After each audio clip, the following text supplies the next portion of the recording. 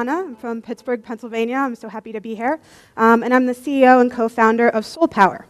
At Soul Power, we make wearable devices that charge themselves. The first implementation of that concept is a self-powered connected work boot that helps industrial workers in dangerous environments like construction, manufacturing, the energy industry, and emergency services be safer and more efficient. So the core concept is a kinetic charger, which is a type of energy harvesting. Energy harvesting is the process of scavenging energy from your surroundings. So solar is the most common example. We scavenge energy from the sun. At Soul Power, we focus on motion. Every time you move, you run, you walk around, energy is wasted, goes to the surrounding environment in the form of heat and vibrations. So we capture some of that energy and convert it into useful electricity for charging portable devices. Essentially, we created a way to generate power from walking. So we had a pretty windy road to get here, and in the next 10 to 15 minutes, I'm going to tell you a little bit about how we developed the technology and the business. And I kind of summarized 3 key takeaways that I would have wanted to know 5 years ago when we got started. So I hope I can convince you of some of these things. The first is that to create a great business or design great technology, you have to solve a real, impactful, meaningful problem for the end user.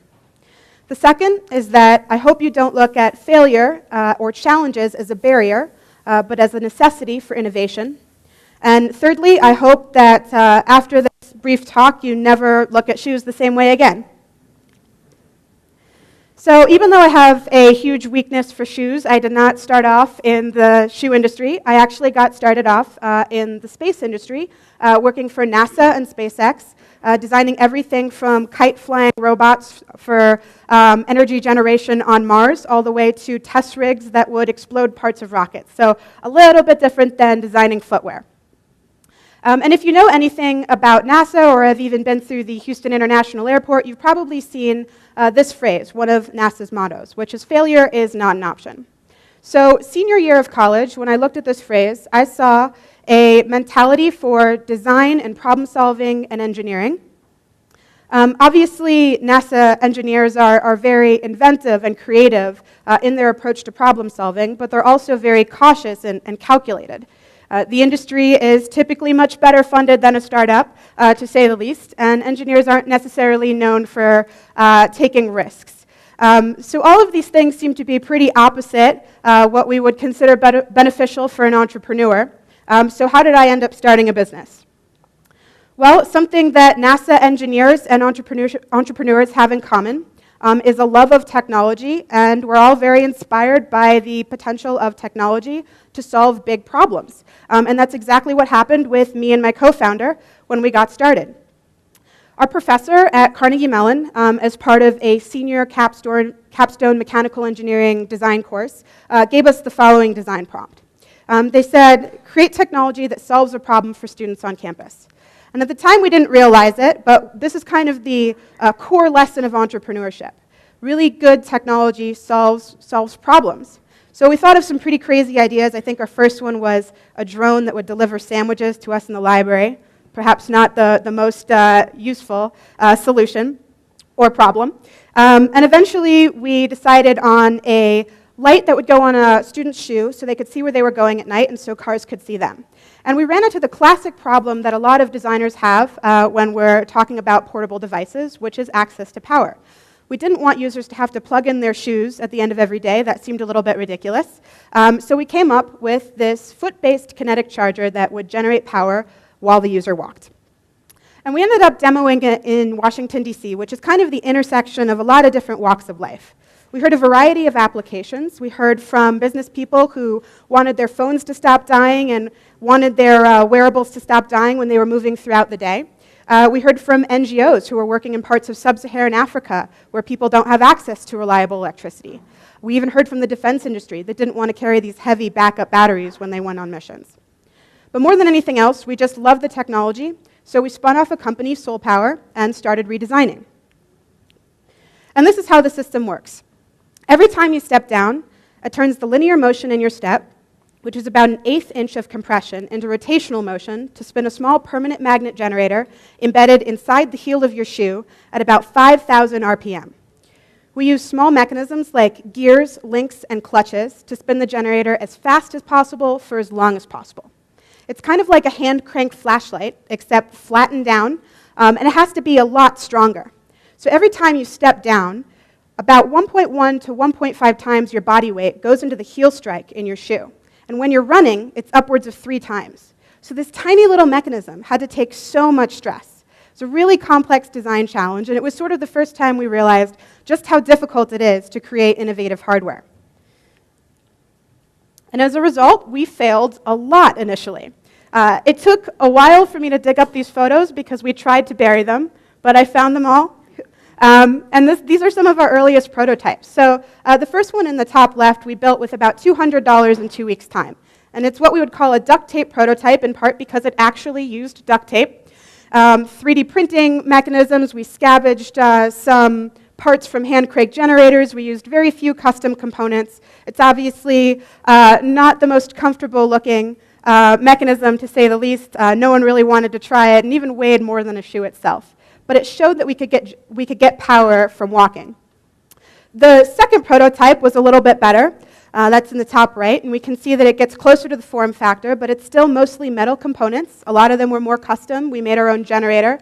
And this one actually lasted more than just a couple steps, so we could demonstrate it a little bit better, but it cut power output in half.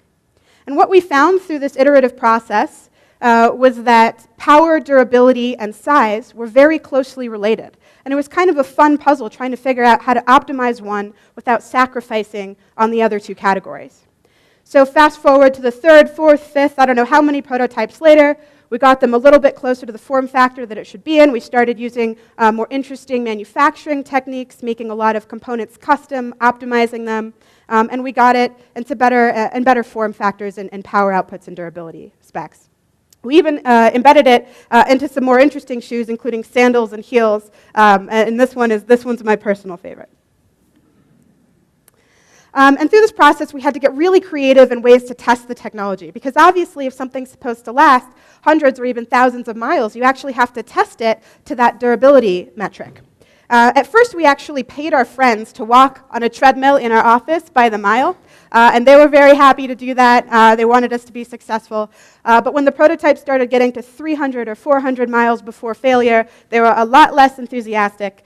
So we had to create some very low-budget test rigs, and this is one of my favorites. We called it the Hulk because it smashed hundreds of thousands of times until it broke the unit. Eventually, after about 2 years of iterations and redesigns, we came up with this mechanism, which we could actually use to test with real users. So it made it 500 miles before failure. It lasted, or it had a power output of 0.1 joules per step, which is a unit of energy. It used really complex but pretty cool manufacturing processes, hardened steels, complex gear geometries, and we were really proud of it. Unfortunately, when we went to test with real users, we hit a pretty big roadblock. All this time, we'd been thinking about charging phones, because that was the idea we'd started with. But when we tested with real users, we realized it wasn't actually the best fit. And in entrepreneurship, we call this product market fit, which is the most important lesson. To develop a really great company or really good technology, the product or service must solve a compelling market problem in a unique and better way than other solutions that are on the market. So we'd failed to adequately understand the market, but we knew that failure wasn't an option, so we kept looking at applications that would be a better fit. And to evaluate better product market fit, we had to first understand the technical capability of what we'd already built. Every step created 0.1 joules, which equated to approximately 100 milliwatts. That's a really low amount of power when you consider how much power it takes to use a cell phone, but it's actually a lot when you narrow it by what sensors and modules within a phone you can charge. So 100 milliwatts, you can do a tremendous amount with. You can charge current and more futuristic location tracking technologies like ultra-wideband or GPS.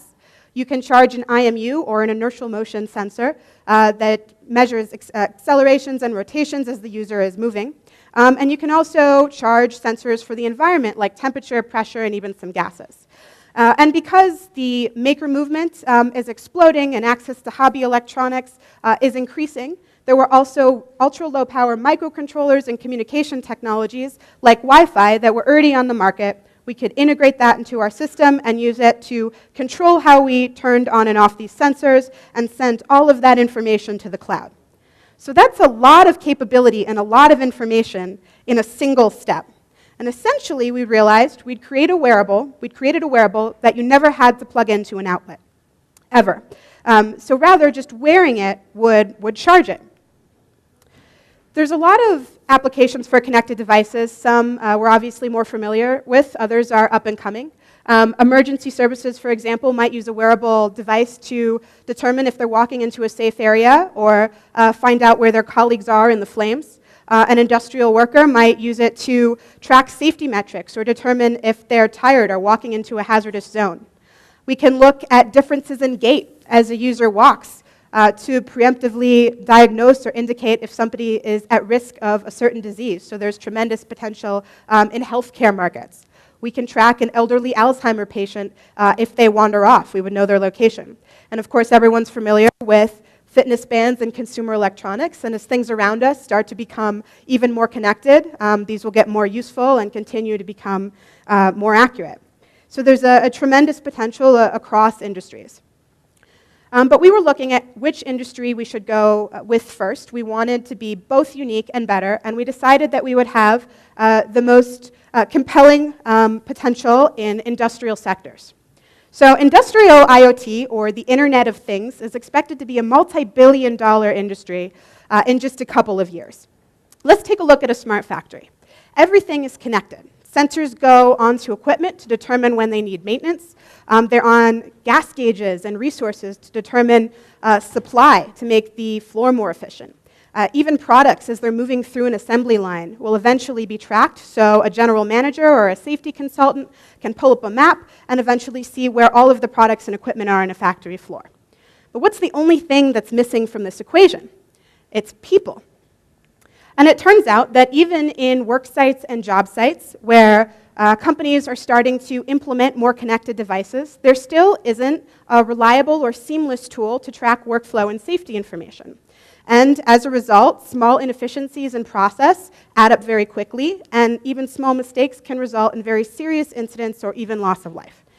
So we ask ourselves, how is this possible? The technology exists, and it seems like this is pretty compelling. Why haven't some of these markets started using them?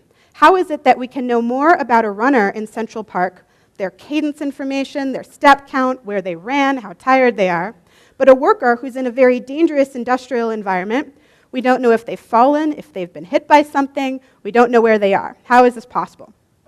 We interviewed a lot of manufacturers and construction workers and people in emergency services, and we found that adoption was limited by two factors: form factor and battery life.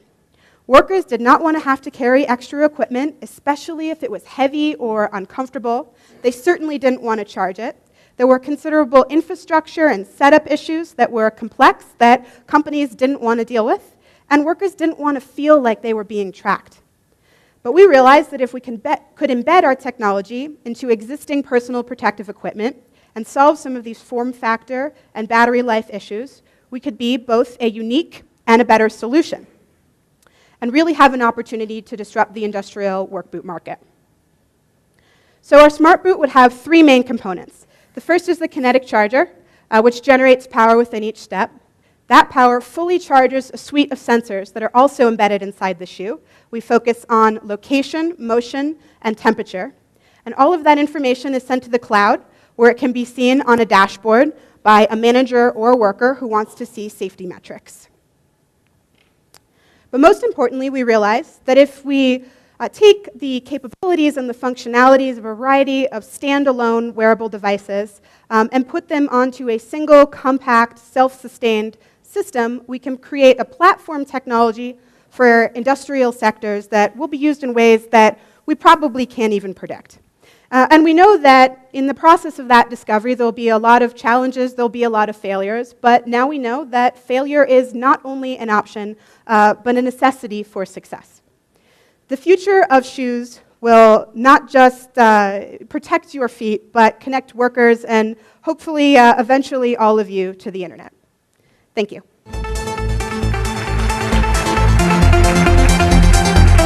Thank you, Hahna. Thank you. Before you go, are these shoes available in Mexico? Not yet. We're testing right now, so if you see any potential and want to test, please come talk to me. Yeah. Please, hey, come and talk to her. Thank you very much, Hahna. Thank you very much.